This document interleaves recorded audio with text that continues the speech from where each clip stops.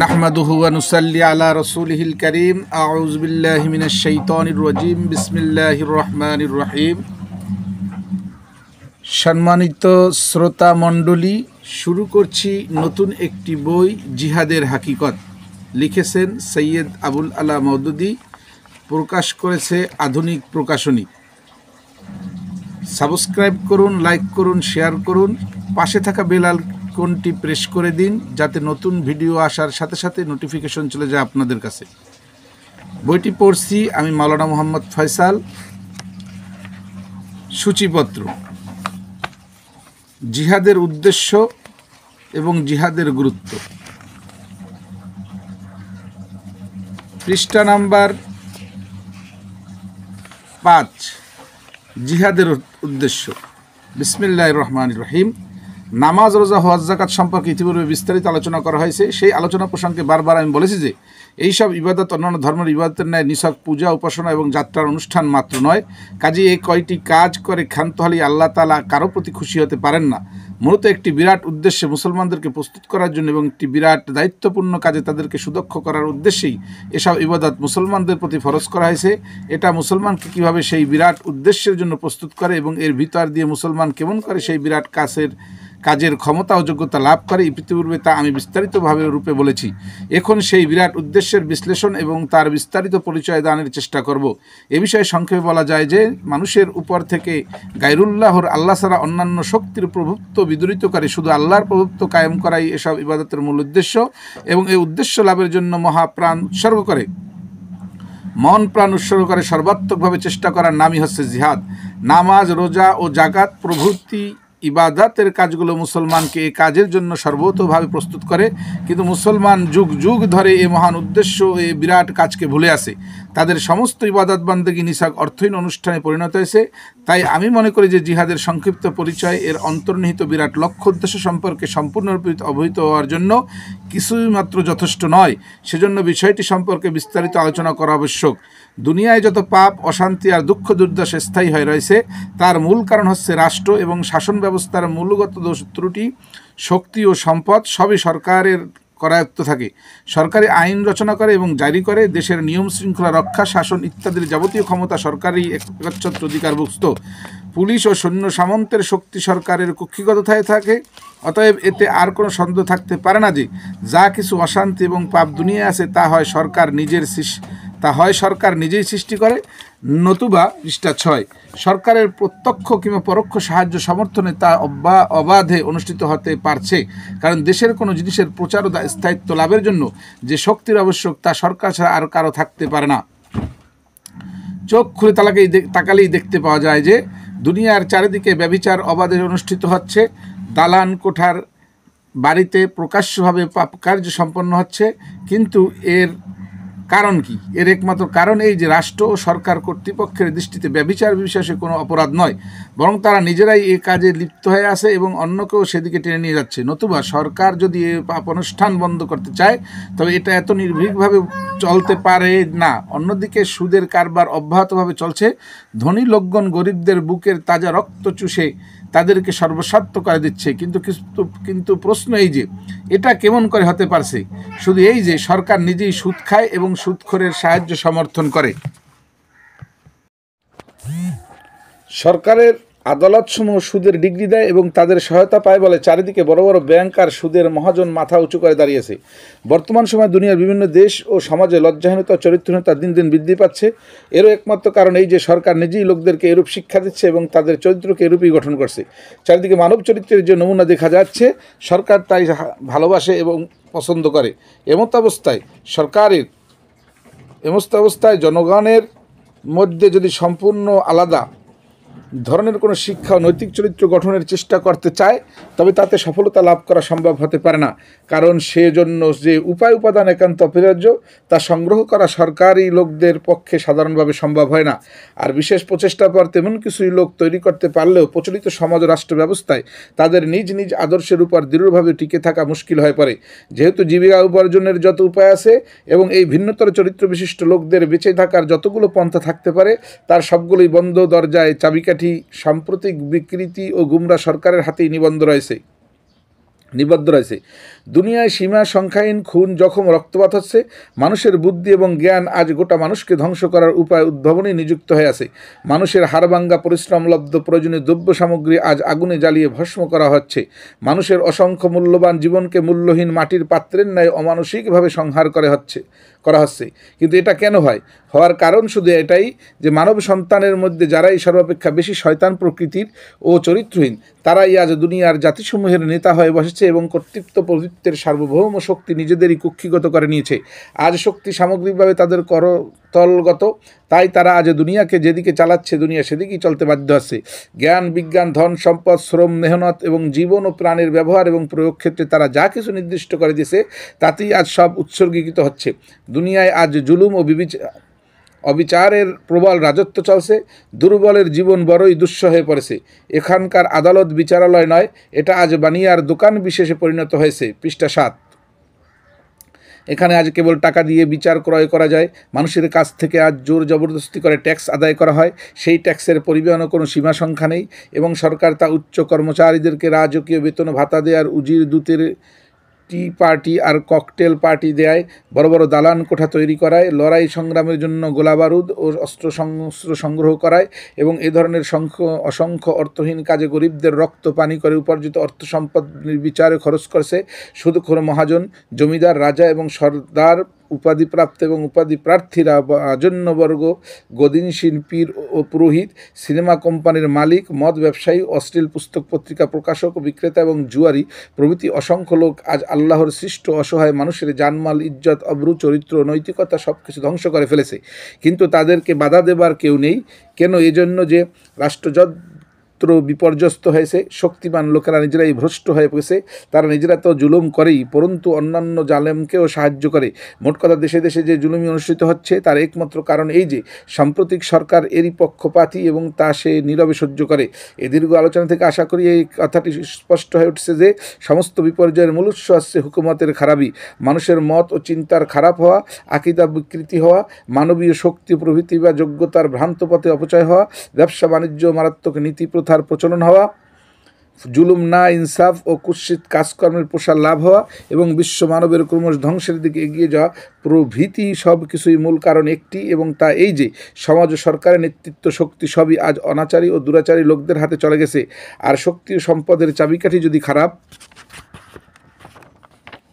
লোকদের হাতে থাকে, পৃষ্ঠা 8, এবং জীবিকা নির্বাহের সমস্ত উপায় যদি তারই করায়ত্ত হয়ে থাকে, তবে শুধু যে তারাই আরও খারাপ হয়ে যাবে তাই নয়, বরং সমগ্র দুনিয়াকে আরও অধিক ধ্বংসের দিকে ঠেলে দেবে। তাদের সাহায্য ও সমর্থনের সর্বব্যাপী বিপর্যয় মারাত্মকভাবে জেগে উঠবে। বস্তুত তাদের হাতে শক্তি থাকা পর্যন্ত আংশিক সংশোধনের জন্য হাজার চেষ্টা করলেও তা সফল হতে পারে না। এ কথা একেবারে সুস্পষ্ট। এ বুনিয়াদি কথাটি বুঝে নেওয়ার পর মূল বিষয়টি অতি সহজেই বোধগম্য হতে পারে। মানুষের দুরবস্থা দূর করে এবং আসন্ন ধ্বংস থেকে তাদেরকে রক্ষা করে এক মহান কল্যাণকর পথে পরিচালিত করার জন্য রাষ্ট্র ব্যবস্থা এবং সরকারের কর্মনীতিকে সুসংঘবদ্ধ করা ছাড়া দ্বিতীয় কোনো পথ হতে পারে না। একজন সাধারণ বুদ্ধিমান মানুষ এই কথা বুঝতে পারে যে দেশের লোকদের ব্যভিচার করার পূর্ণ স্বাধীনতা থাকবে, সেখানে ব্যভিচারের বিরুদ্ধে হাজার ওয়াজ করলেও তা কিছুই বন্ধ হতে পারে না। কিন্তু রাষ্ট্রশক্তি দখল করে যদি ব্যভিচার বন্ধ করার জন্য বল প্রয়োগ করা হয়, তবে জনসাধারণ নিজেরাই হারাম পথ পরিত্যাগ করে হালাল উপায় অবলম্বন করতে বাধ্য হবে। মদ, গাঁজা, সুদ, ঘুষ, অশ্লীল সিনেমা, নায়স্কোপ, দর্দনগ্ন পোশাক, নৈতিকতা বিরোধী শিক্ষা এবং এ ধরনের যাবতীয় পাপ প্রচলনকে নিছক ওয়াজ নসিহত দ্বারা বন্ধ করাতে চাইলে তা কখনো সম্ভব হবে না। অবশ্য রাষ্ট্রশক্তি প্রয়োগ করে বন্ধ করতে চাইলে অনায়াসে বন্ধ করা যাবে। যারা জনসাধারণকে শোষণ করে এবং তাদের চরিত্র নষ্ট করে, তাদেরকে শুধু মৌখিক কথা দ্বারা লাভজনক করবার থেকে বিরত রাখা যাবে না। কিন্তু শক্তি লাভ করে যদি অন্যায় আচরণ বন্ধ করতে চেষ্টা করা হয়, তবে অতি সহজেই সমস্ত পাপের দুয়ার বন্ধ হয়ে যাবে। মানুষের শ্রম, মেহনত, সম্পদ, প্রতিভা, অযোগ্যতা, অপচয় যদি বন্ধ করতে হয় এবং শরীরগুলোকে সঠিক ও সুস্থ পথ প্রয়োগ করতে হয়, জুলুম বন্ধ করে যদি বিচার ইনসাফ কায়েম করতে হয়, দুনিয়া থেকে ধ্বংস এবং ভাঙনের করাল গ্রাস ও সর্বপ্রকার শোষণ থেকে রক্ষা করে মানুষকে যদি বাঁচাতে হয়, অধপতির মানুষকে উন্নত করে সমস্ত মানুষকে যদি সমান মান, সম্মান, শিক্ষা, সংস্কৃতি দিয়ে প্রকৃতির সাম্য প্রতিষ্ঠা করতে হয়, তবে শুধু মৌখিক ওয়াজ ও নসিহত দ্বারা এই কাজ কিছুই সম্ভব হতে পারে না। অবশ্যই এজন্য যদি ষষ্ঠ শক্তি প্রয়োগ করা হয়, তবে তা খুবই সহজে সম্পন্ন হতে পারে। অতএব এতে আর কোনো সন্দেহ নেই যে সমাজ সংস্কারের কোনো প্রচেষ্টাই ষষ্ঠ শক্তি প্রয়োগ ছাড়া সাফল্যমণ্ডিত হতে পারে না। এ কথা আজ এতই সুস্পষ্ট হয়ে গেছে যে এটা বোঝার জন্য খুব বেশি চিন্তা গবেষণার আবশ্যক হয় না। আজ দুনিয়ার বুকে থেকে প্রকৃতপক্ষে যে ব্যক্তি ফিতনা ফাসাদ দূর করতে চাইবে এবং দুনিয়ায় মানুষের দুরবস্থা দূর করে শক্তি ও এবং সমৃদ্ধি স্থাপন করে অন্তর দিয়ে কামনা করবে, তার পক্ষে আজ শুধু ওয়াজে ও উপদেশদাতা হওয়া একেবারে অর্থহীন। আজ থেকে উঠতে হবে এবং ভ্রান্তনীতি স্থাপিত সরকার ব্যবস্থাকে খতম করে দিয়ে ভ্রান্তনীতি অনুসারী লোকদের হাত থেকে রাষ্ট্রশক্তি কেড়ে নিয়ে সঠিক নীতি এবং খাঁটি নীতির রাষ্ট্র ও সরকার গঠন করতে হবে। পৃষ্ঠা 9 পড়ছে মাওলানা মোহাম্মদ ফয়সাল। সাবস্ক্রাইব করুন, লাইক করুন, শেয়ার করুন, যাতে নতুন ভিডিও আসার সাথে সাথে নোটিফিকেশন চলে যায় আপনাদের কাছে।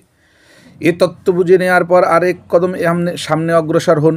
একথা ইতিপূর্বে প্রণীত হয়েছে যে দুনিয়ায় মানুষের জীবন যত কিছু খারাপি ও অশান্তি প্রসারিত হচ্ছে তার মূলীভূত কারণ হচ্ছে রাষ্ট্র সরকারের ভ্রান্তি, এবং একথাও বুঝিয়ে দেওয়া হয়েছে যে সংশোধন যদি করতে হয় তবে এর মূল শিকড়ের সংশোধন করতে হবে সর্বাগ্রে। কিন্তু প্রশ্ন এই যে স্বয়ং রাষ্ট্র ও সরকারের দোষ ত্রুটির মূল কারণ কী এবং কোন মৌলিক সংশোধনের দ্বারা সেই বিপর্যয়ের দুয়ার চিরতরে বন্ধ করা যেতে পারে? এর একমাত্র জবাব এই যে আসলে মানুষের উপর মানুষের প্রভুত্ব হচ্ছে সকল বিপর্যয়ের মূল কারণ। অতএব সংশোধনের একমাত্র উপায় স্বরূপ মানুষের উপর থেকে মানুষের প্রভুত্ব খতম করে দিয়ে আল্লাহর প্রভুত্ব কায়েম করতে হবে। এত বড় প্রশ্নের সংক্ষিপ্ত জবাব শুনে আশ্চর্যান্বিত হওয়ার কোনো কারণ নেই। বস্তুত এই প্রশ্নের জবাব সম্পর্কে যতই খোঁজ অনুসন্ধান করা হবে একটি মাত্র কথাই এর সঠিক জবাব হতে পারে বলে বিবেচিত হবে। একটু চিন্তা করে দেখুন যে দুনিয়ায় মানুষ বাস করে তা আল্লাহ তাআলা সৃষ্টি করেছেন না অন্য কেউ? পৃথিবীর এই মানুষকে আল্লাহর সৃষ্টি করেছেন না অন্য কেউ? মানুষের জীবনযাত্রা নির্বাহের এবং সীমা সংখ্যাহীন উপাদান আল্লাহ সংগ্রহ করে দেন না অন্য কোনো শক্তি? এই প্রশ্নগুলোর একটি মাত্র উত্তরই হতে পারে এবং এছাড়া অন্য কোনো উত্তর বস্তুত হতে পারে না যে পৃথিবীর মানুষ এবং এই সমস্ত দ্রব্য সামগ্রী একমাত্র আল্লাহ তাআলাই সৃষ্টি করেছেন। অন্য কথায় পৃথিবী আল্লাহর ধন সম্পদের একচ্ছত্র মালিক আল্লাহ, মানুষ একমাত্র আল্লাহরই প্রজা।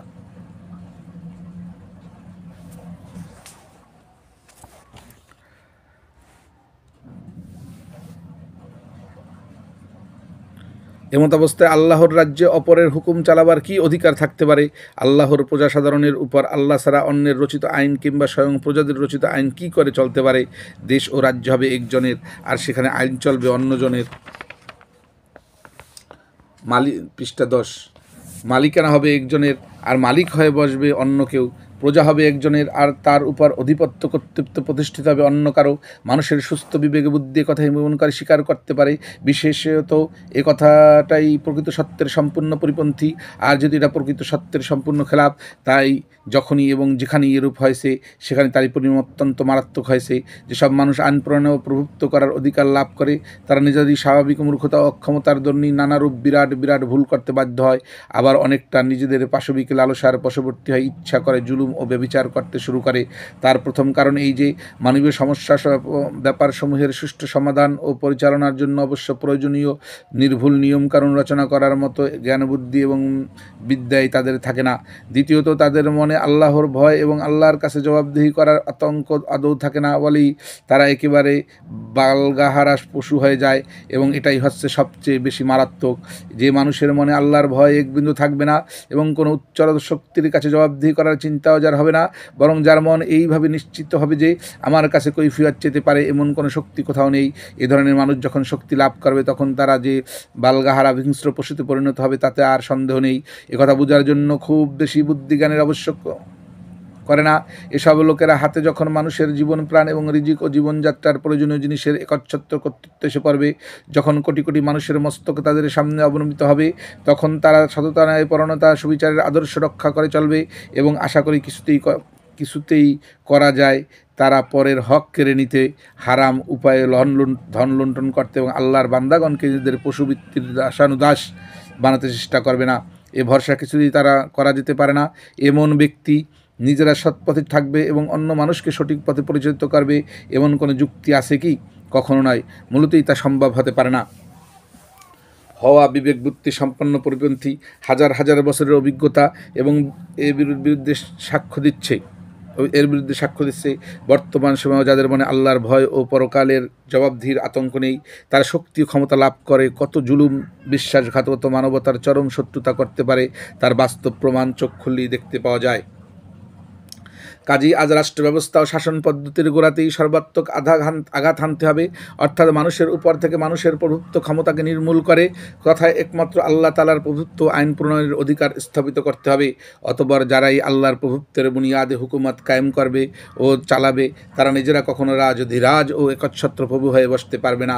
আল্লাহকেই একমাত্র বাদশাহ স্বীকার করে তার প্রতিনিধি হয়েই তাদেরকে রাষ্ট্রীয় কাজ পরিচালনা করতে হবে। এ দায়িত্ব হলো তাদের কাছে আল্লাহর তরফ থেকে অর্পিত মহান আমানত। একথা তাদের অবশ্যই মনে করতে হবে যে শেষ পর্যন্ত একদিন না একদিন তাদের এই আমানতের হিসাব দিতে হবে সেই মহান আল্লাহর সমীপে, যিনি গোপন ও প্রকাশ্য সব কিছুই জানেন। রাষ্ট্রের বুনিয়াদী আইন হবে আল্লাহর দেয়া বিধান, কারণ তিনি সব কিছুই নিগুড় তত্ত্ব সম্পর্কে সম্পূর্ণ অবহিত। সকলে জ্ঞানের উৎস একমাত্র তিনি, তাই তার আইন ও বিধানের এক বিন্দু পরিবর্ধন করার ক্ষমতা বা অধিকার কারো থাকবে না।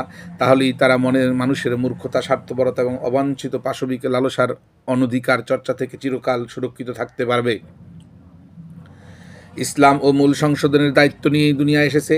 সমগ্র বিপর্যয়ের মূল উৎসকেই এটা এমনইভাবে সংশোধন করতে চায়। আল্লাহকে যারা নিজেদের বাদশাহ, কেবল মৌখিক আর কাল্পনিক বাদশাহী নয়, প্রকৃত বাদশাহ বলে স্বীকার করবে এবং তিনি তার নীরব মধ্যস্থতায় যে বিধান দুনিয়ায় পাঠিয়েছেন তাকে যারা বিশ্বাস করবে, ইসলাম তাদের কাছে এই দাবি উত্থাপন করে যে তারা যেন তাদের বাদশার রাজ্যে তার আইন ও বিধান জারি করার জন্য সচেষ্ট হয়।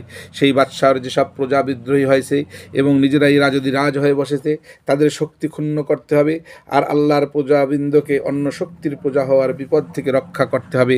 আল্লাহকে আল্লাহ এবং তার আইনকে জীবন বিধান বলে কেবল স্বীকার করাই ইসলামের দৃষ্টিতে কিছুমাত্র যথেষ্ট নয়, বরং সেই সাথে এই কর্তব্য আপনি তাদের উপর আবর্তিত হয় যে তোমরা যেখানেই বাস করো, যে দেশে বা যে রাজ্যেই তোমাদের অবস্থান হোক না কেন, সেখানেই মানুষের সংশোধন প্রচেষ্টা আত্মনিয়োগ করতে হবে। সেখানকার ভ্রান্ত রাষ্ট্র ব্যবস্থা বদলিয়ে সঠিক ব্যবস্থা প্রতিষ্ঠিত করতে হবে। আল্লাহদ্রোহী, নাস্তিক ও আল্লাহ পৃষ্ঠা 12 নির্দিষ্ট সীমা লঙ্ঘনকারী লোকদের হাত থেকে আইন রচনা দায়িত্ব নিজেদের হাতে গ্রহণ করে আল্লাহর বিধান অনুসারে পরকালে জবাবদিহির জাগ্রত অনুভূতি সহকারে আল্লাহকে আলিমুল গায়েব মনে করে রাষ্ট্রীয় কার্য সম্পন্ন করা, বস্তুত এই উদ্দেশ্য চেষ্টা সাধনা করার নামই জিহাদ। প্রভুত্ব ও রাষ্ট্র পরিচালনার অধিকার মূলতই অত্যন্ত জটিল দায়িত্বপূর্ণ কাজ, সন্দেহ নেই। তা লাভ করার বাসনা কারো মনে জাগ্রত হলেই তার মধ্যে স্বভাবতই লালসার লেলিহান শিখা জ্বলে ওঠে। পৃথিবীর ধন সম্পদ ও মানুষের উপর কর্তৃত্ব করার অধিকার লাভ হলেই মানুষের মধ্যে সুপ্ত লালসা জেগে ওঠে। তখন মানুষের উপর নিরঙ্কুশ প্রভুত্ব বিস্তারের স্পৃহা সৃষ্টি হয়।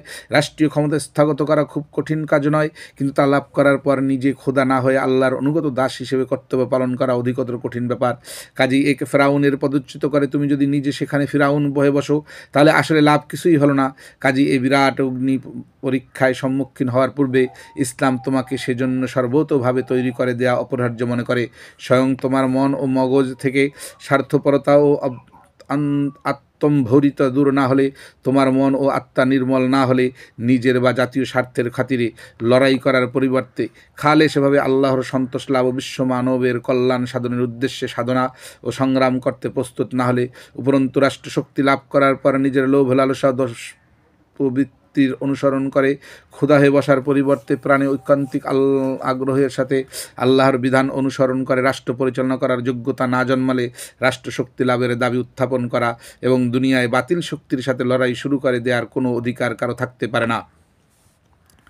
কালেমা পরে ইসলামের সীমার মধ্যে প্রবেশ করলে ইসলাম তোমাকে মানুষের উপর আক্রমণ করার অধিকার বা অনুমতি দেয় না, কারণ তখন তুমিও ঠিক সেই দুষ্কার্য করতে শুরু করবে যা করছে দুনিয়ায় বর্তমান আল্লাহদ্রোহী ও জালেম লোকগণ।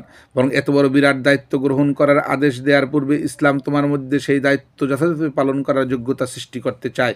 বস্তু ইসলামে নামাজ, রোজা, হজ, জাকাত ইত্যাদি ইবাদতসমূহ উদ্দেশ্য প্রস্তুতির জন্য নির্দিষ্ট হয়েছে। দুনিয়ার সমস্ত রাষ্ট্রশক্তি নিজ নিজ সৈন্যবাহিনী, পুলিশ ও সিভিল সার্ভিসের কর্মচারীদের সর্বপ্রথম এক বিশেষ ধরনের ট্রেনিং দিয়ে থাকে।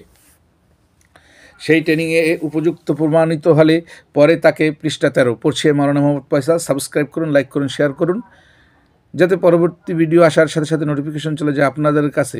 সেই জন্য বেল আইকনটি প্রেস করে রাখুন। ইসলাম তার কর্মচারীদের সর্বপ্রথম এক বিশেষ পদ্ধতির ট্রেনিং দিতে চায়, তারপরে তাদের জিহাদ ও ইসলামী হুকুমাত কায়েম করার দায়িত্ব দেওয়া হয়। তবে উভয়ের মধ্যে বিরাট পার্থক্য রয়েছে। দুনিয়ার রাষ্ট্রসমূহ তাদের কর্মচারীদের যে কাজে নিযুক্ত করে থাকে তাতে নির্মল নৈতিক চরিত্র, মনের নিষ্কলুষতা ও পবিত্রতা এবং আল্লাহর ভয় সৃষ্টির কোনো আবশ্যক হয় না। এজন্য তাদেরকে কেবল সুদক্ষ করে তোলারই চেষ্টা করা হয়। আর সুদক্ষ হওয়ার পর সে যদি ব্যভিচারী হয়, মদ্যপায়ী হয়, বেঈমান ও স্বার্থপর হয়, তবু তাতে কোনোরূপ আপত্তির কারণ নেই। কিন্তু ইসলাম তার কর্মীদের উপর যে কাজের দায়িত্ব অর্পণ করে তা আগাগোড়া সবই হচ্ছে একান্তভাবে নৈতিক কাজ। অতএব ইসলামে তাদের সুদক্ষ করে তোলার দিকে যতখানি লক্ষ্য দেওয়া হয়, তাদের মধ্যে আল্লাহর ভয় জাগিয়ে তোলা এবং তাদের মন আত্মাকে পবিত্র করার দিকে গুরুত্ব দেওয়া হয় তদপেক্ষা অনেক বেশি। ইসলাম তাদের মধ্যে এতখানি শক্তি জাগাতে চায় যে যখন তারা দুনিয়ার বুকে আল্লাহর হুকুমত কায়েম করার দাবি নিয়ে উঠবে, তখন যেন তারা নিজেদের এ দাবির ঐকান্তিকতা ও সততা বাস্তব ক্ষেত্রে প্রমাণ করে দেখাতে পারে। তারা যেন কখনোই নিজেদের ধন দৌলত, জমি জায়গা, দেশ ও রাজ্য, সম্মান, প্রভুত্ব লাভ করার জন্য লড়াই না করে। তারা যেন খাঁটিভাবে আল্লাহর উদ্দেশ্যে লড়াই করে, আল্লাহর কোটি কোটি বান্দার জন্য লড়াই করে। আর এ কথা যেন কাজকর্মের ভেতর দিয়ে স্বতঃস্ফূর্তভাবেই প্রমাণিত হয়। তারা বিজয়ী হলে যেন অহংকারী, দাম্ভিক ও আল্লাহদ্রোহী না হয়। তখনও যেন তাদের বিনয়বনত মস্তক আল্লাহর সামনে অবনীত থাকে। তারা শাসক হলে মানুষকে যেন তারা নিজেদের দাসানুদাসে পরিণত না করে, বরং নিজেরাই যেন আল্লাহর গোলাম হয়ে জীবনযাপন করে। আর অন্যান্য মানুষকেও যেন একমাত্র আল্লাহর দাস বানানোর চেষ্টা করে। তারা রাষ্ট্রের ধন ভাণ্ডার হস্তগত করে থাকলে তা যেন কেবল নিজের বা নিজের বংশের কিংবা জাতীয় লোকদের পকেট বোঝাই করার কাজে উজাড় করে না দেয়। তারা যেন আল্লাহর ধন ভাণ্ডারকে তারই বান্দাদের মধ্যে সুবিচার ও ন্যায়পরায়ণের সাথে বন্টন করে দেয় এবং একজন খাঁটি আমানতদারের ন্যায় একথা স্মরণ রেখে কাজ করে যে এক অদৃশ্য চোখ তাকে নিশ্চয়ই লক্ষ্য করছে। উপরে কেউ আছে যার সৃষ্টি হতে সে কিছুতেই লুকিয়ে থাকতে সক্ষম নয় এবং তারই কাছে তাকে এক পয়সাও হিসাব দিতে হবে। আর বস্তুত মানুষকে এই উদ্দেশ্যে তৈরি করা ইসলামের নির্দিষ্ট ইবাদতগুলোর ছাড়া অন্য কোনো উপায় সম্ভব হতে পারে না। আর ইসলাম মানুষকে এভাবে গঠন করে বলে, এখন তোমরা দুনিয়ার বুকে আল্লাহর নেক ও সালে বান্দা তোমার সামনে অগ্রসর হও, লড়াই সংগ্রাম করে আল্লাহদ্রোহী লোকদেরকে রাষ্ট্রীয় কর্তৃত্বকে বিচ্যুত করো এবং সকল ক্ষমতা অধিকার নিজেদের হস্তগত করে নাও। পৃষ্ঠা 14 পড়ছি মাওলানা মোহাম্মদ ফয়সাল। সাবস্ক্রাইব করুন, লাইক করুন, শেয়ার করুন, যাতে পরবর্তী ভিডিও আসার সাথে সাথে নোটিফিকেশন চলে যায় আপনাদের কাছে। সেজন্য পাশে থাকা বেল আইকনটি প্রেস করে রাখুন। সহজেই বুঝতে পারা যায় সেখানে সৈন্যবাহিনী, পুলিশ, আদালত, জেল ও কর কার্য ধার্যকরণ ইত্যাদি সকল সরকারি কাজের ভারপ্রাপ্ত কর্মচারীগণ আল্লাহ বিরু হবে। পরকালে আল্লাহর কাছে জবাবদিহি করার অনিবার্যতা সম্পর্কে সচেতন হবে। যেখানে রাষ্ট্র শাসন পরিচালনার সমস্ত নিয়মকানুন আল্লাহর বিধানের ভিত্তিতে রচিত হবে, সেখানে অবিচার অভিজ্ঞতার কোনো অবকাশ নেই। যেখানে পাপ ও পাপানুষ্ঠানের সমস্ত পথ যথাসময়ে বন্ধ করে দেওয়া হয়, সরকার নিজেই শক্তি অর্থ ব্যয় করে ন্যায়, পূর্ণ, পবিত্র ব্যবধার আর বিকাশ সাধনে সচেষ্ট হয়, তথা মানবতা ও সর্বাঙ্গীন কল্যাণ লাভ করতে পারবে, তাতে বিন্দুমাত্র সন্দেহ থাকতে পারে না। এ ধরনের সরকার যদি ক্রমাগত চেষ্টা যত্নের সাহায্যে কিছুকাল পর্যন্ত লোকদের চরিত্র ও স্বভাব প্রকৃতি গঠন করতে নিযুক্ত থাকে, হারাম পন্থায় অর্থলাভ, পাপ, জুলুম, নির্লজ্জতা ও নৈতিক চরিত্রহীনতার সকল উৎস বন্ধ করে দেওয়া হয়, ভুল ত্রুটি সম্পূর্ণ শিক্ষা ও প্রশিক্ষণ নীতি বন্ধ করে সুস্থ নিখুঁত শিক্ষা ব্যবস্থা দ্বারা লোকদের মনোভাব ও চিন্তাধারা তৈরি করতে পারে থাকে, তবে তার অধীনে সমাজে সুবিচার ও ন্যায়পরায়ণতার শান্তি, নিরাপত্তা, সচ্চরিত্র ও সৎ প্রকৃতির পবিত্র পরিবেশে মানুষ জীবনযাপনের সুযোগ লাভ করবে। তখন মানুষের আমূল পরিবর্তনে সূচিত হবে। পাপিষ্ঠ এবং আল্লাহদ্রোহী নেতৃত্বাধীন দীর্ঘকাল বসবাস করার ফলে তো চোখ অন্ধ হয়ে গিয়েছিল, ধীরে তারা সত্যদ্রষ্টা ও সত্যনিষ্ঠ হয়ে উঠবে। নৈতিক পঙ্কিলতার মধ্যে পরিবেষ্টিত থাকার দরুন যে দয়েল মসি লিপ্ত ও মিলিত হয়ে গেছে, ধীরে ধীরে তা দর্পণের ন্যায় স্বচ্ছ হয়ে যাবে এবং সত্যের প্রভাব গ্রহণের যোগ্যতা জেগে উঠবে। প্রকৃতপক্ষে আল্লাহই যে সকলের একমাত্র রব, তিনি ছাড়া আর কেউ এ বন্দেগী পাওয়ার যোগ্য নয়। এবং যে নবীজির মারফত ও সত্যের পয়গাম লাভ করেছে, তিনি যে সত্য ও সত্যবাণী নবী, এ তত্ত্ব গভীরভাবে হৃদয়ঙ্গম করার তখনকার পরিবেশ সকলের পক্ষে সহজ হবে। আর যে কথা বুঝিয়ে নেওয়া খুবই কঠিন মনে হয়, তখন তাই সকলের মগজে আপনা আপনি স্থান লাভ করবে। আজ বক্তৃতা ও বই পুস্তকের সাহায্যে যে কথা বোঝানো যায় না, তখনকার দিনে সেই কথা এতদূর সমাজবদ্ধ হবে যে তাতে নামমাত্র জটিলতা অনুভূত হবে না। পৃষ্ঠা 15 মানুষের মন গড়া মত পথ অনুযায়ী কাজকর্ম সম্পন্ন হয় এবং আল্লাহ নির্ধারিত বিধান অনুযায়ী কার্য সম্পাদনের মধ্যে যে বিরাট পার্থক্য রয়েছে তা যারা প্রত্যক্ষ করতে পারবে, আল্লাহ পরিপূর্ণ একাত্ম এবং তার পয়গম্বরের সত্যতার প্রতি বিশ্বাস স্থাপন তাদের পক্ষে খুবই সহজ এবং তা অবিশ্বাস করা অত্যন্ত কঠিন হয়ে পড়বে। বস্তু ফুল ও কাঁটার পার্থক্য জেনে নেওয়ার পর ফুল আহরণ করা সহজ এবং কাঁটা সংগ্রহ করা কষ্টকর হয়ে থাকে। তখনকার দিনে ইসলামের সত্যতা অস্বীকার করা এবং কুফল ও শিরককে আঁকড়িয়ে থাকা বড়ই কঠিন হবে। সম্ভবত খুব বেশি হলেও হাজারো 10 জন লোকের মধ্যে এতখানি গোরামি পাওয়া যেতে পারে, তার বেশি নয়। নামাজ, রোজা, হজ, জাকাত যে কোনো বৃহত্তর উদ্দেশ্যের জন্য ফরজ করা হয়েছে। পূর্বোক্ত আলোচনা থেকে আশা করি পাঠকগণ তা সুস্পষ্টরূপে বুঝতে পেরেছেন। যদি আজ পর্যন্ত এগুলোকে নিছক পূজা অনুষ্ঠানের ন্যায় মনে করা হয়েছে এবং দীর্ঘকাল পর্যন্ত এই ভ্রান্ত ধারণায় বদ্ধমূল করে রাখা হয়েছে, এটা যে একটি বিরাট উচ্চতর কাজের জন্য প্রস্তুতির উদ্দেশ্যেই বিধিবদ্ধ হয়েছে তা আজ পর্যন্ত প্রচার করা হয়নি। এ কারণেই মুসলমানগণ নিতান্ত উদ্দেশ্যহীনভাবে এই অনুষ্ঠান উদযাপন করে আসছে, কিন্তু মূল কাজের জন্য প্রস্তুত হওয়ার কোনো ধারণাই মধ্যে জাগ্রত হয়নি, যদিও মূলত এর জন্যই ইবাদতসমূহ ফরজ হয়েছে। কিন্তু আমি কথা বলতে চাই যে জিহাদের বাসনা না হলে এবং জিহাদকে উদ্দেশ্য হিসেবে গ্রহণ না করলে এই ইবাদতসমূহ একেবারে অর্থহীন। এই ধরনের অর্থহীন অনুষ্ঠান পালন করা যদি আল্লাহর নৈকট্য লাভ সম্ভব মনে করা হয়, তবে বিচারের দিন এর সত্যতা চূড়ান্তভাবে প্রমাণিত হবে। পৃষ্ঠা 16 পড়ছি আমি মাওলানা ফয়সাল। সাবস্ক্রাইব করুন, পাশে থাকা বেল আইকনটি প্রেস করে রাখুন যাতে নতুন ভিডিও আসার সাথে সাথে নোটিফিকেশন চলে যায় আপনাদের কাছে। লাইক করুন, সাবস্ক্রাইব করুন এবং শেয়ার করুন। আপনাদের উৎসাহ প্রদান আমাকে আরও সামনে নতুন নতুন ভিডিও আপলোড দিতে সহযোগিতা করবে। জিহাদের গুরুত্ব। ইতিপূর্বে বিভিন্ন পুস্তিকায় দিন, শরিয়া, ইবাদত প্রভৃতি ইসলামী পরিভাষায় বিস্তারিত অর্থ লিখিত হয়েছে। এখানে প্রসঙ্গত তার দিকে সামান্য ইঙ্গিত করাই যথেষ্ট হবে। দিন অর্থ অনুগত্য করা, আইনকেই বলা হয় শরিয়া, ইবাদত অর্থ বন্দেগী ও দাসত্ব। আপনি কারো আনুগত্য স্বীকার করলে এবং তাকে নিজের শাসক ও বিধানদাতা হিসেবে মেনে নিলে তার অর্থ হবে এই যে আপনি তার দিন গ্রহণ করেছেন। পরন্তু আপনি যখন তাকে নিজের বিধানদাতা হিসেবে স্বীকার করলেন এবং কার্যত আপনি তার প্রজা হলেন, তখন তার আদেশ নিষেধ ও তার নির্ধারিত নিয়মপন্থা আপনার জন্য আইন কিংবা শরিয়াতের মর্যাদা পেল। এমতাবস্থায় আপনি তার শরিয়াত অনুযায়ী জীবনযাপন করেন। তিনি যা কিছুর দাবি করেন আপনি তা পূরণ করেন, তার প্রত্যেকটি হুকুম আপনি পালন করেন, তার নিষিদ্ধ কাজ থেকে বিরত থাকেন। যে সীমার মধ্য থেকে আপনার কাজ করা তিনি সঙ্গত ঘোষণা করবেন, সেই সীমার মধ্য থেকে আপনি কাজ করতে থাকেন। শুধু তাই নয়, নিজেদের পারস্পরিক সম্পর্ক, সম্বন্ধ, কাজকর্ম, আত্মীয়তা, শত্রুতা, মামলা, মোকদ্দমা সব কিছুই তার নির্দিষ্ট নিয়ম বিধান অনুযায়ী সম্পন্ন করেন। তারই মত ও ফয়সালাকে চূড়ান্ত বলে মনে করেন, তার সামনে মাথা নত করেন।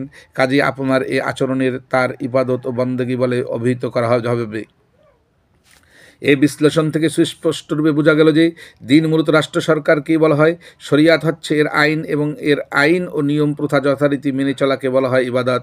আপনি যাকেই শাসক ও নিরঙ্কুশ রাষ্ট্রকর্তারূপে মেনে তার অধীনতা স্বীকার করবেন, আপনি মূলত তারই দিন এর অন্তর্ভুক্ত হবেন। আপনার এই শাসক ও রাষ্ট্রকর্তা যদি আল্লাহর হন, তবে আপনি তার দিন এর অধীন হলেন। তিনি যদি কোনো রাজা বাদশাহ হন, তবে বাদশাহর দিনকেই আপনার কবুল করা হবে। বিশেষ করে কোনো জাতিকে মর্যাদা দিলে সেই জাতিরই দিন গ্রহণ করা হবে। আর আপনার নিজের জাতি বা নিজ দেশের জনগণকে সেই অধিকার দিলে জনগণের দিনই আপনি গ্রহণ করলেন। মোট কথা, যারই অনুগত্য করবেন প্রকৃতপক্ষে আপনি তারই দিন পালন করতে থাকবেন এবং তার আইন আপনি মেনে চলবেন। মূলত তারই ইবাদত করা হবে। পৃষ্ঠা 17 একথা পরে এ সহজ কথাটাই বুঝতে এতটুকু কষ্ট হবার কথা নয় যে একজন মানুষ একই সময়কালে দুটি দিন কোনোরূপে পালন করতে পারে না। বিভিন্ন শাসকের মধ্যে এক সময়ে মূলত কার্যত একজনকেই অনুসরণ করা সম্ভব। বিভিন্ন আইনের মধ্যে একটি আইন মানুষের জীবনের দায়িত্ব নিতে পারে এবং অসংখ্য মাবুদের মধ্যে একজনকে ইবাদত করা আপনার পক্ষে সম্ভব। যদি প্রশ্ন করা হয় যে আকিদা বিশ্বাসের দিক দিয়ে আমরা একজনকে শাসনকর্তা মানব আর বাস্তব ক্ষেত্রে অনুগত্য করব অপরজনের এবং বন্দেগী করব তৃতীয় একজনের আইন অনুসারে, এতে আপত্তি কী থাকতে পারে? এর উত্তরেই যে এটা হতে পারে। বস্তুত এখন চারিদিকে এটাই হচ্ছে, কিন্তু জেনে রাখুন এটা পরিষ্কার শিরক, আর শিরকের সবটাই সম্পূর্ণ মিথ্যা। বাস্তব ক্ষেত্রে আপনি যারই আইন পালন করে চলবেন, মূলত তারই দিন আপনার পালন করা হবে। অতএব যার অনুগত্য আপনি করেন না কেন, তাকে শাসনকর্তা এবং তার দিনকে নিজের দিন বলে প্রকাশ করা বিরাট মিথ্যা ছাড়া কী বা হতে পারে? মুখে একথা প্রচার করলে কিংবা মন দিয়ে তা বুঝতে থাকলে তাতে লাভ কী এবং বাহ্য জগতে তার কী বা ফল পাওয়া যেতে পারে? আপনার জীবনের যাবতীয় কাজকর্ম যখন একজনের শরিয়াত নির্দিষ্ট সীমা লঙ্ঘন করে আর কার্যত আপনি অপর কারো শরিয়া পালন করতে থাকেন, তখন সেই শরিয়াত মেনে চলা সম্পর্কে আপনার দাবি কি একেবারে অর্থহীন হয়ে যায় না? বাস্তব ক্ষেত্রে আপনি যখন একজনের বন্দেগী করেন তখন অন্য কাউকে নিজের মাবুদ বলে প্রচার করা এবং নিজের মস্তক তার সামনে অবনত করা কি একটি কৃত্রিম ব্যাপারে পরিণত হয় না? কারণ প্রকৃতপক্ষে আপনি তারই হুকুম পালন করে চলেন, তারই নিষিদ্ধ কাজ থেকে আপনি বিরত থাকেন, তারই নির্দিষ্ট সীমার মধ্য থেকে সকল কাজ সম্পন্ন করেন এবং তারই উপস্থাপিত নিয়মপন্থা আপনি বাস্তব ক্ষেত্রে পালন করে চলেন। নিজেদের মধ্যে লেনদেনও তারই দেয়া নিয়ম নীতি অনুসারে করে থাকেন। আপনার যাবতীয় ব্যাপার ও কাজকর্মে আপনি তার সিদ্ধান্ত গ্রহণ করেন। আপনাদের পারস্পরিক সম্পর্ক সংগঠন এবং অধিকার বন্টনের কাজও তারই দেয়া বিধান অনুযায়ী করে থাকেন। শুধু তাই নয়, তারই দাবি ও নির্দেশ অনুযায়ী আপনি আপনার মন মগজ ও হাত পায়ের সমস্ত শক্তি প্রতিভা সমুপার্জিত সমস্ত ধন সম্পদ এবং সর্বশেষ নিজের মহামূল্যবান জীবন প্রাণ পর্যন্ত তার সামনে পেশ করে থাকেন। অতএব আপনার কাজ যদি আকীদা বিশ্বাসে বিপরীত হয় তবে আপনার বাস্তব কাজই হবে আসল ধর্তব্য ব্যাপার। এমত অবস্থায় নিছক আকীদা বিশ্বাসের কোনো মূল্য নেই, তা হিসেবের মধ্যে আসতে পারে না। এমন আকীদা বিশ্বাসের গুরুত্বই বা কী হতে পারে? বাস্তবে যার কোনো অস্তিত্ব নেই, বাস্তব ক্ষেত্রে একজন লোক যদি বাদশাহর দিন মেনে চলে তবে আল্লাহর দিনের কোনো স্থানই সেখানে হতে পারে না। অনুরূপভাবে বাস্তব কাজকর্ম যদি জনগণের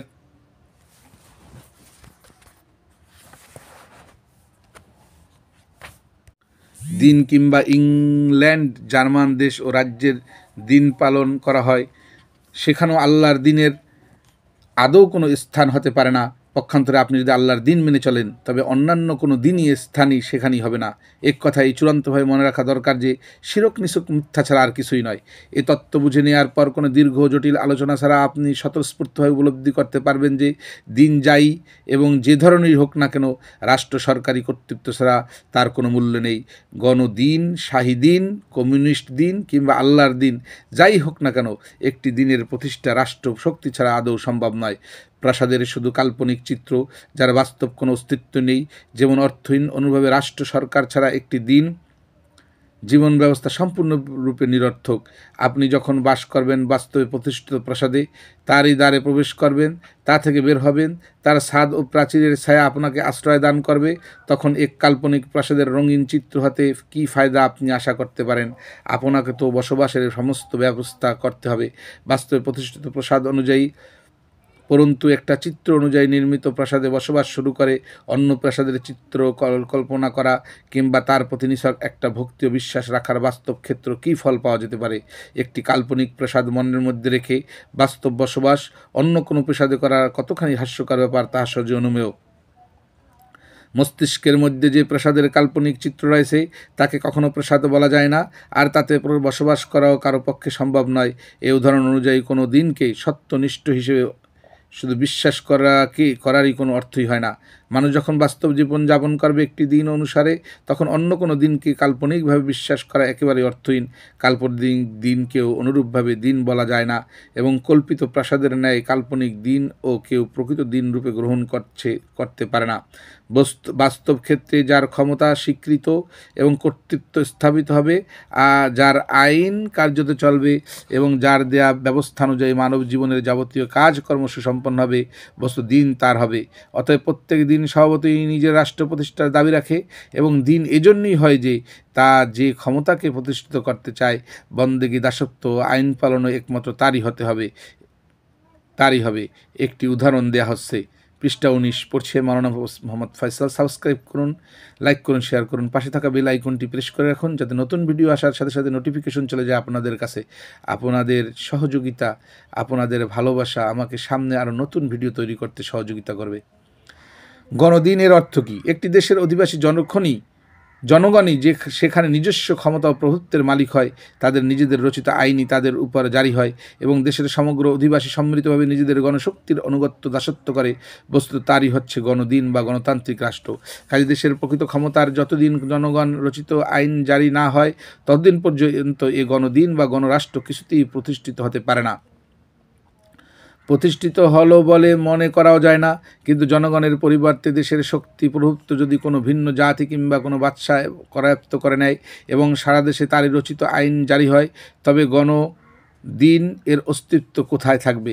সেখানে কেউ যদি গণদিন বা রাষ্ট্রের প্রতি বিশ্বাস রাখে তবে তার কি মূল্য হতে পারে? কারণ যতক্ষণ পর্যন্ত বাদশাহ কিংবা ভিন্ন জাতির দিন প্রতিষ্ঠিত থাকবে ততদিন সে গণরাষ্ট্রের অনুসরণ করতে পারে না। শাহী দিন এর কথাই ধরা যাক। এ দিন অনুযায়ী যে বাদশাহ উচ্চতর কর্তা প্রভু নির্ধারিত হয় তার অনুগত্য এবং ইবাদত করা এবং তার আইন বাস্তবে জারি করাই তার মূল লক্ষ্য। তাই যদি না হয় তবে বাদশাকে বাদশাহ মানলে এবং তাকে শ্রেষ্ঠ প্রভু স্বীকার করলে বাস্তবে কী লাভ হবে? বাস্তব ক্ষেত্রে যদি গণদিন বা গণরাষ্ট্র কিংবা ভিন্ন জাতির শাসন স্থাপিত হয় তাহলে শাহী দিন থাকলো কোথায়? তার অনুসরণই বা কে করতে পারে?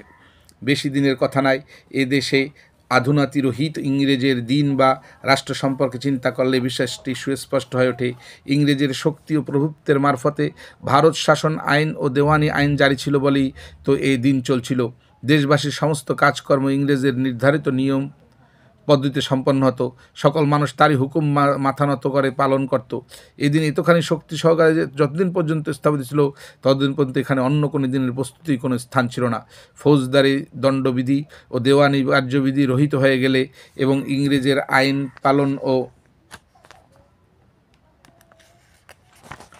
পৃষ্ঠা 20 কার্যত তার দাসত্ব না করা হলে ইংরেজ রাষ্ট্র বা দিন কোথায় থাকবে? বস্তুদিন ইসলামের অবস্থাও ঠিক এরূপ। এদিনের মূল কথা এই যে পৃথিবীর মালিক ও সমগ্র মানুষের একমাত্র বাদশাহ হচ্ছেন আল্লাহ তাআলা। কাজে অনুগত্য দাসত্ব একমাত্র তারই করতে হবে এবং তার দেয়া শরিয়া অনুযায়ী মানব জীবনের সকল প্রকার কার্যকর্ম সম্পন্ন করতে হবে। ইসলাম কর্তৃক স্থাপিত এ মত উচ্চতর ক্ষমতা প্রভুত্ব একমাত্র আল্লাহর কেবলমাত্র এজন্যই পেশ করা হয়েছে যে পৃথিবীতে একমাত্র আল্লাহরই আইন চলবে, অন্য কারো নয়। আদালতের বিচার তার বিধান অনুযায়ী হবে, পুলিশ তার বিধান জারি করবে, লোকদের পারস্পরিক যাবতীয় কাজকর্ম দেনদেন ইত্যাদি তার বিধান অনুসারে সম্পন্ন হবে, তারই মর্জি অনুযায়ী কর নির্ধারণ হবে, তার ব্যয় হবে একমাত্র তারই দেয়া রীতি অনুযায়ী। সিভিল সার্ভিস এবং সৈন্য বিভাগ তারই হুকুমের অধীনে হবে। সকল লোক ভয় করবে, অন্তরের সাথে সমীহ করে চলবে। দেশের প্রজা সাধারণ একমাত্র তারই অনুগত হবে। এক কথায় মানুষ আল্লাহ ভিন্ন কারো দাসত্ব পালন করবে না। অতএব এটা সুস্পষ্ট কথা যে খাঁটি ইসলামী হুকুমত প্রতিষ্ঠিত না হলে উক্ত উদ্দেশ্য কিছুতেই লাভ করা যেতে পারে না। অন্য কোনো দিনের সাথে এর কোনো সামঞ্জস্য নেই, অংশীদারিত্ব নেই। আর সত্য কথা এই যে কোনো দিনই এই অন্য দিনের অংশীদারিত্ব বরদাস্ত করতে পারে না। অন্য দিনের ন্যায় দিন ইসলামও এ দাবি করে যে ক্ষমতা ও প্রভুত্ব নিরঙ্কুশভাবে কেবলমাত্র আমারই হবে এবং অন্যান্য প্রত্যেকটি দিনই আমার সামনে অবনত পরাজিত থাকবে, অন্যথায় আমার অনুসরণ কি করে সম্ভব হতে পারে? আমার দিন গণদিন হবে না, শাহী দিন হবে না, কমিউনিস্ট দিন হবে না, অপর কোনো দিনের অস্তিত্বই থাকবে না। পক্ষান্তরে অন্য কোনো দিনের অস্তিত্ব থাকলে আমি থাকবো না। তখন আমাকে শুধু মুখেই সত্য বলে স্বীকার করলে কোনো বাস্তব ফল পাওয়া যাবে না। কুরআন মজিদ বারবারই কথা ঘোষণা করেছে, আউযু বিল্লাহি মিনাশ শাইতানির রাজিম, বিসমিল্লাহির রহমানির রহিম, ওয়া মা উমিরু ইল্লা লিয়াবুদুল্লাহা মুখলিসিনা লাহুদ্দিন হুনাফা। লোকদের শুধু এই হুকুমই দেওয়া হয়েছে, এছাড়া অন্য কোনো নির্দেশটি দেওয়া হয়নি যে তারা সকল দিক থেকে মুখ ফিরিয়ে একমাত্র আল্লাহর দিনকে কায়েম করে একনিষ্ঠভাবে তারই ইবাদত করবে। সূরা বাইয়িনা 5 নম্বর আয়াত। অন্য একখানে বলা হয়েছে, বিসমিল্লাহির রহমানির রহিম, হুয়াল্লাযী আরসালা রাসূলাহু বিল হুদা ওয়া দীনিল হক্কি লিইয়ুযহিরাহু আলাদ-দীনি কুল্লিহি ওয়ালাউ কারিহাল মুশরিকিন। তিনি তার রাসূলকে হেদায়েতের বিধান ও সত্য দিন সহ প্রেরণ করেছেন, এজন্য যে একে সমগ্র দিনের উপর জয়ী করে দেবেন, যদিও শিরকবাদীগণ এটা মোটেই বরদাস্ত করে না। সূরা আত-তাওবা 33। অন্য এক আয়াতে বলেছেন, বিসমিল্লাহির রহমানির রহিম, ওয়াকাতিলুহুম হাত্তা লা তাকুনা ফিতনাতুন ওয়া ইয়াকুনাদ-দীনু কুল্লুহু লিল্লাহ। সূরা আনফাল 39 নম্বর আয়াতে, তাদের বিরুদ্ধে লড়াই করো যতদিন না ফিতনা নির্মূল হয়ে যায় এবং দিন সমগ্রভাবে আল্লাহ তাআলার স্থাপিত হয়। সূরা আনফাল। অন্য এক আয়াতে বলছে, বিসমিল্লাহির রহমানির রহিম, ইনিল হুকমু ইল্লা লিল্লাহ আমরা আল্লাহ তা'বুদু ইল্লা ইয়াহু। সূরা ইউসুফ 40 নম্বর আয়াত। আল্লাহ ছাড়া আর কোন হুকুম দেওয়ার অধিকার নেই, তার নির্দেশ এই যে স্বয়ং আল্লাহ ছাড়া আর কারো দাসত্ব করো না। অন্য এক আয়াতে আছে, বিসমিল্লাহির রহমানির রহিম, ফামান কানা ইয়ারজু লিকা রাব্বিহি ফালইআমাল আমালা সালিহান ওয়া লা ইশরিক বিইবাদাতি রাব্বিহি আহাদা। সূরা কাহাফ 110 নম্বর আয়াত। যে ব্যক্তি নিজের রবের সাক্ষাৎ লাভ করতে ইচ্ছুক সৎ কাজ করা এবং রবের ইবাদত ব্যাপারে অপর কাউকে শরিক না করা তার একান্তই কর্তব্য। সূরা আন-নিসার ৬০ থেকে ৬৪ আয়াতে বলতেছে, বিসমিল্লাহির রহমানির রহিম, আলাম তারা ইলাল্লাযীনা ইয়াজউমুনা আন্নাহুম আমানু বিমা উনজিলা ইলাইকা ওয়া মা উনজিলা মিন ক্বাবলিকা ইউরিদুনা আন ইউতাহাকামু ইলা তাগুতি ওয়া কাদ উমিরু আন ইয়াকফুরু বি। আয়াতের শেষের দিকে, ওয়ামা আরসালনা মির রাসূল ইল্লা লিইউতা বিইজনিল্লাহ। আন-নিসা।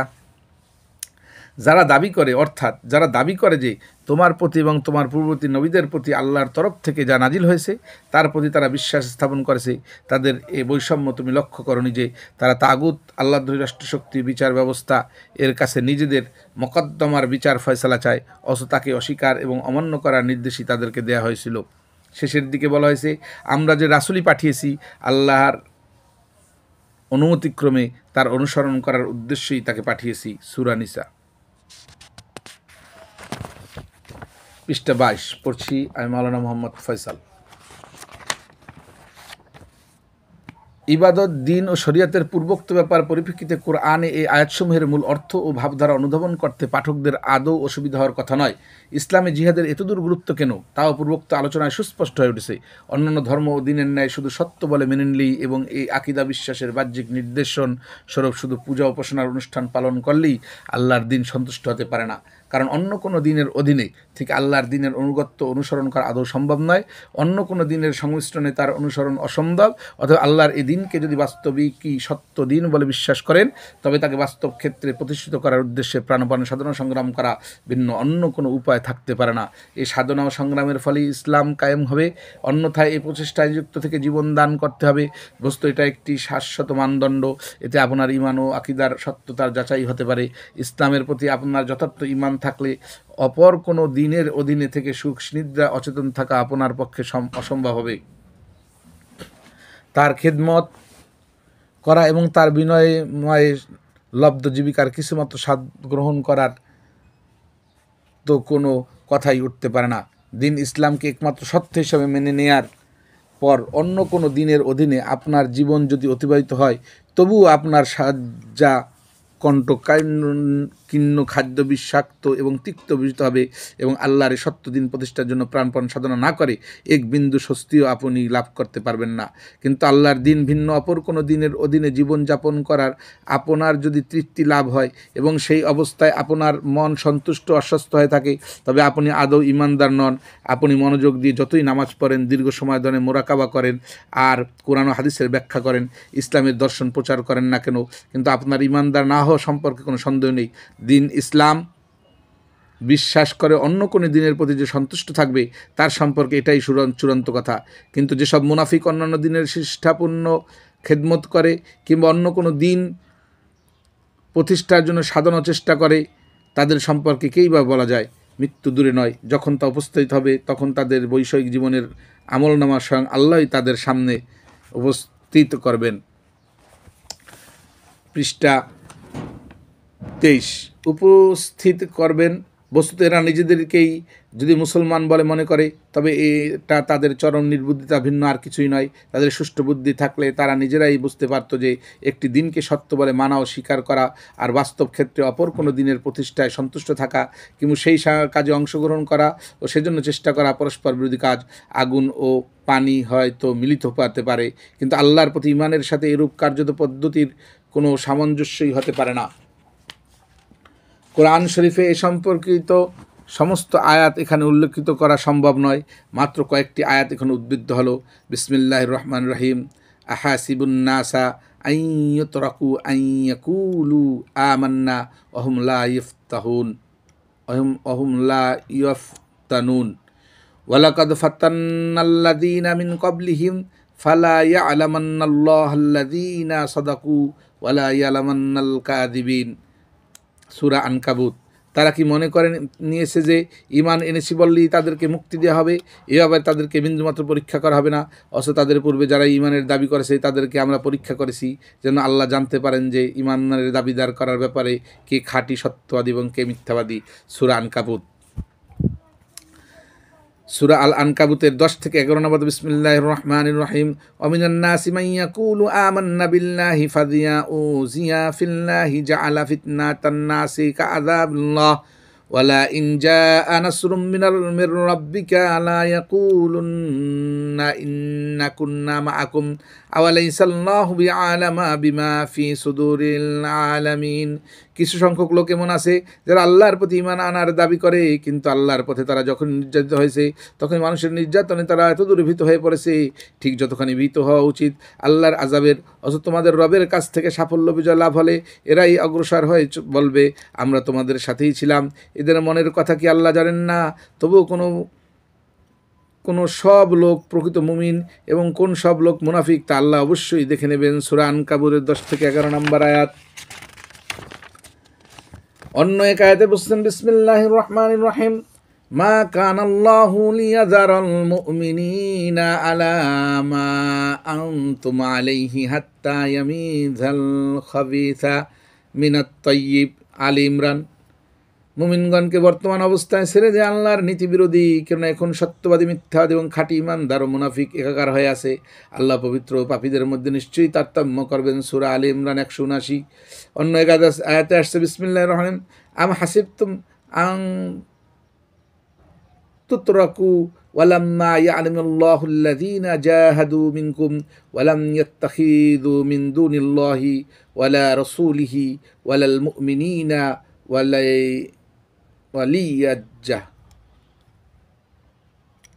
ওয়ালিজাত। সূরা তাওবা। তোমরা কি মনে করো তোমাদেরকে আল্লাহ এমনি ছেড়ে দেবেন? অথচ তোমাদের মধ্যে কে জিহাদ করেছে আর আল্লাহ তার রাসূল এবং মুমিন লোকদেরকে ত্যাগ করে অন্য লোকদের সাথে গোপন সম্পর্ক স্থাপন করেনি, তা এখন আল্লাহ তাআলা পার্থক্য করে দেখেননি। সূরা আত-তাওবা 16। আর এক আয়াতে বলতেছেন বিসমিল্লাহির রহমানির রহিম। আলাম তারা ইলাল্লাযীনা তাওয়াল্লাউ কওমান ওয়াদিবাল্লাহু আলাইহিম মা হুম মিনকুম ওয়ালা মিনহুম। আল আখিরে আয়া। তুমি কি এসব লোকদের কথা চিন্তা করে দেখেছো যারা অভিশপ্ত লোকদের সাথে বন্ধুত্ব করে? মূলত এরা না তোমাদেরকে আপন লোক, তোমাদের আপন লোক না তাদের, এরা শয়তানের দলভুক্ত। সাবধান, শয়তানেরই দলই শেষ পর্যন্ত ব্যর্থ হবে। যারা আল্লাহ ও তার রাসূলের সাথে দ্বন্দ্বে লিপ্ত হয়, দিন ইসলাম প্রতিষ্ঠার বিরুদ্ধাচরণ করে, তারা নিশ্চয়ই পরাজিত হবে। আল্লাহর চূড়ান্ত ফয়সালা এই যে আমি এবং আমার রাসূলগণই জয়ী হব।